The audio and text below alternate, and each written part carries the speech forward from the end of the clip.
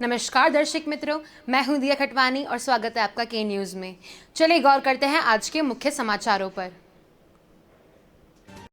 देश में कोरोना की दूसरी लहर हर दिन खतरनाक होती जा रही है। शुक्रवार को यहाँ 4,01,911 नए संक्रमितों की पहचान हुई। यह दुनिया के किसी भी देश में एक दिन में मिले संक्रमितों की सबसे बड़ी संख्या है।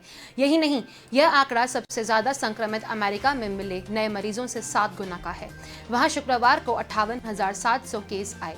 पूरी दुनिया में 8.66 लाख नए मरीजों की पहचान हुई है। इनमें से लगभग आधे भारत में ही पाए गए हैं। मौत के आंकड़ों की बात करें तो दुनिया में सबसे ज्यादा मौतें भी भारत में ही हो रही है। बीते दिन दुनिया में कोरोना से 14,285 लोगों की जान जा चुकी है। इसमें 3,521 मौतें भारत में रिकॉर्ड की गई है। यानी दुनिया में बीते 24 घंटे में हुई मौतों में हर चौथी मौत भारत में होती है। यहाँ सबसे ज्यादा मौतें महाराष्ट्र में दर्ज की गई है। यहाँ 828 संक्रमितों ने दम तोड़ दिया है।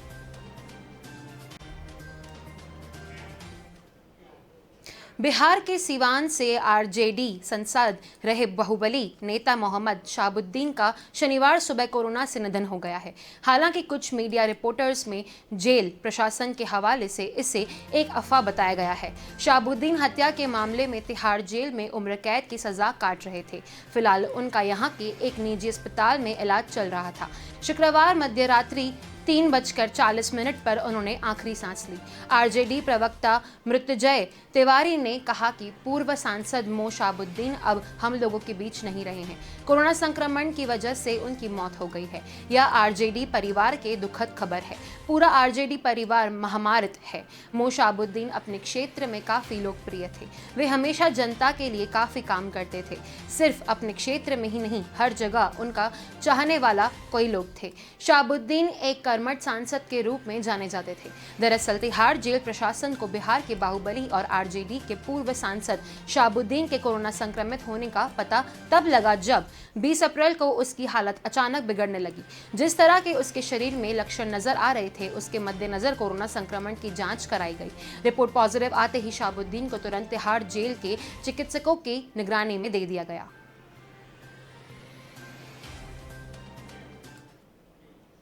राजस्थान में गहलोत सरकार ने राज्य में पहले से चल रही लॉकडाउन जैसी पाबंदियों को 17 मई तक बढ़ा दिया गया है। गृह विभाग ने शुक्रवार देर रात नई गाइडलाइन जारी कर इस बार को और ज्यादा सख्ती बढ़ाई है। इस बार इस रिकॉर्ड अलर्ट जन अनुशासन पखवाड़े का नाम दिया गया है। शादियों में 50 की जगह केवल 31 लोगों की अनुमति दी जाएगी। बैंड वालों की संख्या से अलग रखा गया है। शादी के लिए एचसीएम की सूचना देने के साथ आने वाले मेहमानों की लिस्ट पहले देनी होगी। इस लिस्ट में शामिल लोगों को अलावा और कोई शादी में नहीं आ सकता है। शनिवार व रविवार की वीकेंड कर्फ्यू जारी रहेगा। वीकेंड कर्फ्यू के दौरान दोपहर 12 से शाम 5 बजे के बीच बेवजह बाहर घूमने वालों को आरटीपीसीआर रिपोर्ट नेगेटिव नहीं आने तक स्थगित कर दिया क्वारंटाइन किया जाएगा। वीकेंड पूर्व दूध, मेडिकल और फल सब्जी को छोड़ के सब कुछ बंद रहेगा। नई गाइडलाइन में पुरानी बंदिशों को ही आगे 17 मई तक जारी रखने का फैसला किया जाएगा। 17 मई तक आवश्यक सेवाओं को छोड़ सभी सरकारी दफ्तर, बाजार और व्यावसायिक प्रतिष्ठान बंद रहेंगे। सरकार को रेवेन्यू देने वाले विभाग खुले रहेंगे। शराब की दुकानें पहले की तरह सोमवार से शुक्रवार को सुबह 6 से 11 बजे तक खुली रहेंगी। फैक्ट्रीज में उत्पादन जारी रहेगा। खाद्य पदार्थों से जुड़ी दुकानें, किराना और आटा चक्की सोमवार से शुक्रवार पहले की तरह सुबह 6 से 11 बजे तक खोलने की अनुमति होगी। फल सब्जी के ठेले को सुबह 6 से शाम 5 बजे तक अनुमति रहेगी। मीडिया, फल सब्जी की दुकानें सुबह 11 से 6 बजे तक खुली रहेगी। डेयरी और दूध की दुकानें सुबह 6 से 11 और शाम 5 से 7 बजे तक खोलने की अनुमति होगी।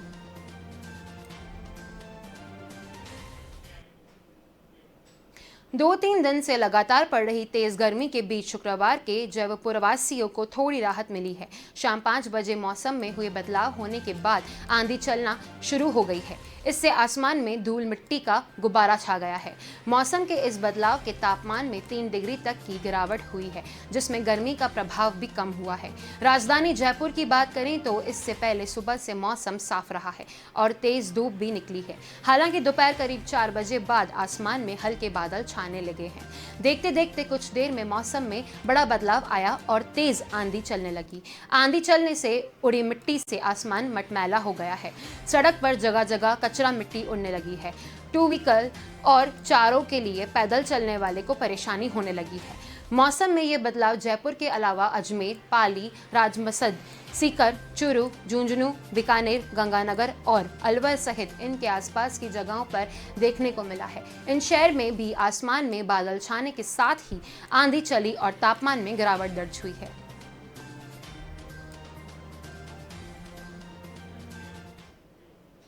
शुक्रवार दोपहर ऊर्जा मंत्री प्रद्युम्न सिंह तोमर को तोमर ने पीपीई किट पहनकर 2 घंटे जेएएच के सुपर स्पेशलिटी हॉस्पिटल में निरीक्षण कर मरीजों से मुलाकात की। निरीक्षण के बाद बाहर निकलकर ऊर्जा मंत्री ने बोला, 2 घंटे मैंने यह किट पहनी थी, पसीना पसीना हो गया हूँ। भगवान है यह डॉक्टर जो हर दिन 8-8 घंटे इसे पहनकर ड्यूटी कर रहे हैं। मैं बार बार इनको सलाम करता हूँ। अंदर जो भी कमियां निकल कर सामने आई हैं उनको जल्द दूर करने की आश्वासन दिया है। प्रदेश सरकार के ऊर्जा मंत्री व कोविड प्रभारी प्रद्युम्न सिंह तोमर ने जेएएच के सुपर स्पेशलिटी हॉस्पिटल पहुंचकर व्यवस्थाओं का जायजा लिया है। कोविड प्रभारी ऊर्जा मंत्री पीपीई किट पहनकर super speciality hospital TB ward HDU 5 में भर्ती मरीजों के इलाज व्यवस्थाओं को जायजा लिया है। यहाँ कुछ कमियां मिली हैं जिन पर डॉक्टरों व प्रबंधन से चर्चा की गई है। साथ ही बढ़ती मरीजों को मिलने वाले इलाज और की सुविधाओं को भी जांच की है। ऊर्जा मंत्री तोमर ने बताया कि बढ़ती मरीजों से बातचीत कर उनको आश्वासन किया बेहतर इलाज की व्यवस्था से वह जल्द ही व्यवस्था हो गए हैं। ऊर्जा मंत्री व कोविड प्रभारी प्रद्युम्न सिंह तोमर ने सुपर स्पेशलिटी हॉस्पिटल में बढ़ती मरीजों का पीपीई किट पहनकर इलाज करने वाले डॉक्टर और स्टाफ को धन्यवाद दिया। साथ ही कहा कि वह खुद 2 घंटे पीपीई किट पहनकर पसीने से नहा गए हैं। ये डॉक्टर और स्टाफ तो कई घंटों तक मरीजों के इलाज के दौरान इतनी गर्मी में पीपीई किट पहनते रहते हैं। ऊर्जा मंत्री तोमर ने सुपर स्पेशलिटी हॉस्पिटल के बाहर इलाज के लिए आए 3 कोविड पेशेंट को भर्ती करवाया है।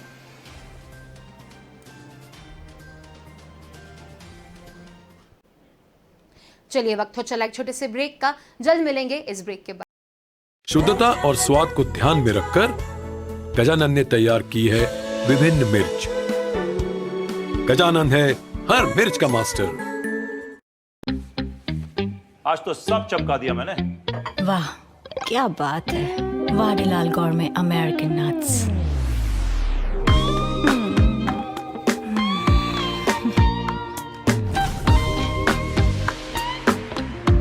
फ्लेवर्स इतने कि हर दिल बोले वाह Vadilal. Okay no my turn.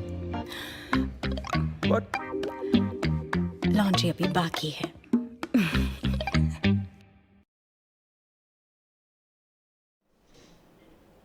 Welcome back. चलिए गौर करते हैं आगे के समाचारों पर। महाराष्ट्र में शुक्रवार को कोविड-19 के 62,919 मामले सामने आए और 828 लोगों की संक्रमण से मौत हो गई है। नए मामले में महाराष्ट्र दुनिया में दूसरे नंबर पर पहुंच चुका है। महाराष्ट्र से ज्यादा सिर्फ ब्राजील में 73,076 नए मरीज मिले हैं। शुक्रवार को अब तक मिले कुल संक्रमितों की संख्या 46,02,472 हो गई है। टोटल मरीजों के मामले में महाराष्ट्र दुनिया में 6वें नंबर पर है। यहाँ अब तक कोरोना से जान गंवाने वालों की संख्या 68,813 हो चुकी है। कुल मृतकों के मामले में यह दुनिया के 210 देशों से आगे है। महाराष्ट्र दिवस के मौके पर मुख्यमंत्री उद्धव ठाकरे ने आज से राज्य में प्रतिक्रमकता और टीकाकरण शुरू करने का ऐलान किया है। इसके तहत राज्य के अलग अलग शहरों में 18 से 44 साल के 3.5 लाख लोगों का टीकाकरण किया जाएगा।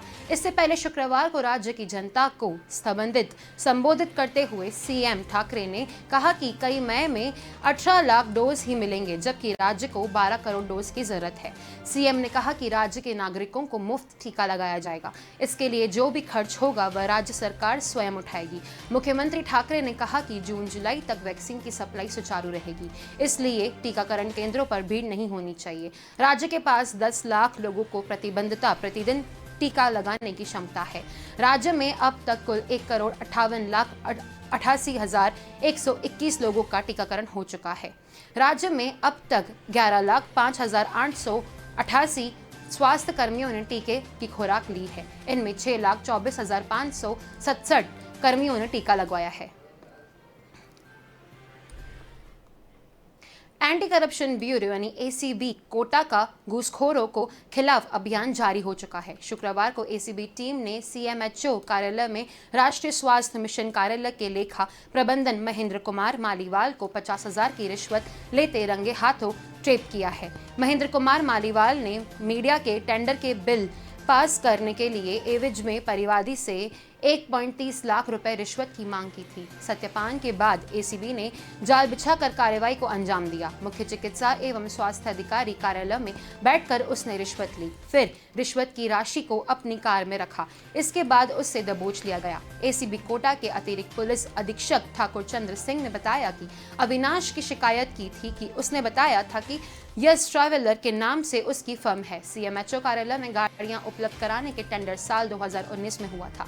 इसके बाद जनवरी 2021 में गाड़ियां उपलब्ध कराने का टेंडर उनकी फर्म के नाम हुआ था। टेंडर के तहत 4 गाड़ियां सीएमएचओ कार्यालय में चल रही थी। गाड़ियों के बिल भुगतान में एवज में सीएमएचओ डॉक्टर भूपेंद्र सिंह तंवर ने 7% कमीशन में रुपए मांगे थे। कमीशन के रुपए नहीं देने पर बिल का भुगतान रोकने व टेंडर कैंसिल करने की धमकी देते हैं। सीएमएचओ उनके अधीनस्थ महेंद्र कुमार मालीवाल से बात करवाकर पैसों का लेन देन करवाते हैं। इनके द्वारा पिछले 3 माह का भुगतान रोका गया था। तीनों बिल पास करने के लिए महेंद्र मालीवाल ने 1,30,000 रिश्वत मांगी थी। सब्सक्राइब करने पर महेंद्र मालीवाल ने 20 पार करवा दिया था। खाते में ऐसे आने के बाद से ही महेंद्र मालीवाल रिश्वत की राशि लेने का दबाव बना रहे थे, टेंडर कैंसिल करने की धमकी दे रहे थे। उदयपुर के सुखैर थाना क्षेत्र के सुधार कॉलोनी में बने लकड़ी के गोदाम में बीती रात आग लग गई। आग इतनी भयावह थी कि उसने कुछ ही देर में विकराल रूप ले लिया था, जिसके बाद मौके पर पहुंची फायर ब्रिगेड की 4 गाड़ियों की मदद से लगभग 6 घंटे के बाद आग पर काबू पाया जा सका। इस दौरान लाखों का माल जलाकर रख दिया गया।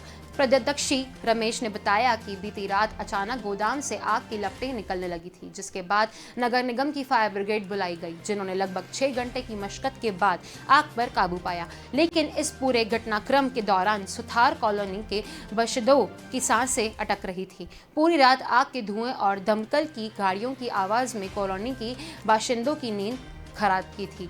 घटनास्थल पर पहुंचे नगर निगम की फायर टीम ने बताया कि लकड़ी का गोदाम होने की वजह से आग ने कुछ ही देर में विकराल रूप ले लिया था, जिसके फोम और पानी की मदद से बुझाया गया था। शुरुआती जांच में आग लगने का कारण शॉर्ट सर्किट सामने आया है।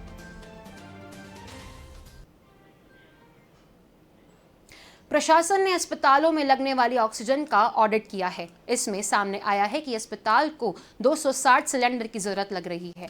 कलेक्टर ने इससे ज्यादा ऑक्सीजन देने की बात कही है। जिला प्रशासन ने ऑक्सीजन की मांग की समीक्षा की है। प्रति व्यक्ति पर लगने वाली ऑक्सीजन के आधार पर प्रत्येक हॉस्पिटल की ऑक्सीजन मांग को तय किया गया है। इसमें 260 सिलेंडर की खपत होना सामने आया है।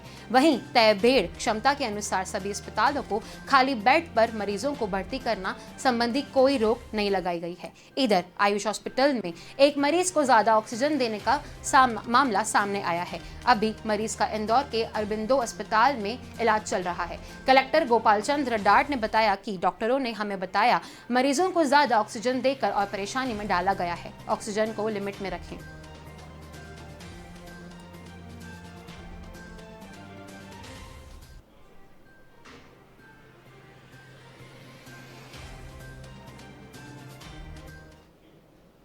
कोरोना के लगातार बढ़ रहे संक्रमण के बीच रतलाम मेडिकल कॉलेज में कभी लभी लापरवाही को तभी अव्यवस्था को लेकर सोशल मीडिया पर कई खबरें वायरल होती रही हैं। लेकिन सच भी यह है कि रतलाम मेडिकल कॉलेज में भर्ती होने वाले अधिकांश मरीज बेहतर उपचार हासिल कर स्वस्थ होकर घर भी जा रहे हैं।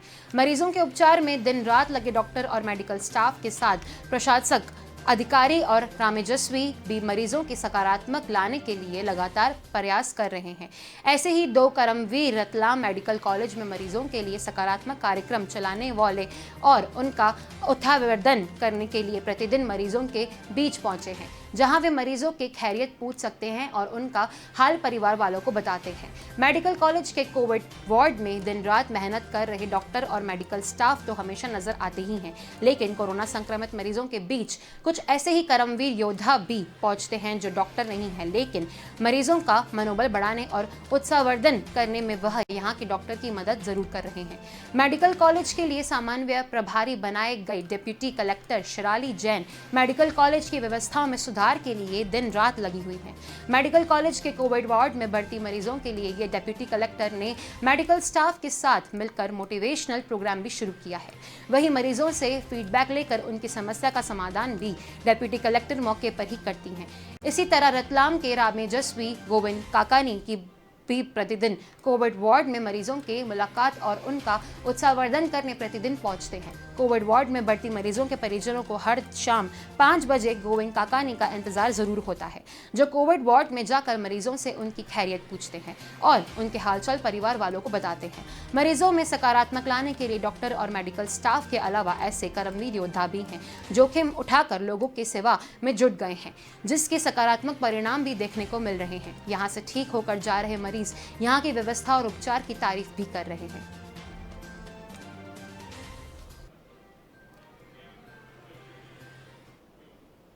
चलिए वक्त हो चला एक छोटे से ब्रेक का, जल्द मिलेंगे इस ब्रेक के बाद।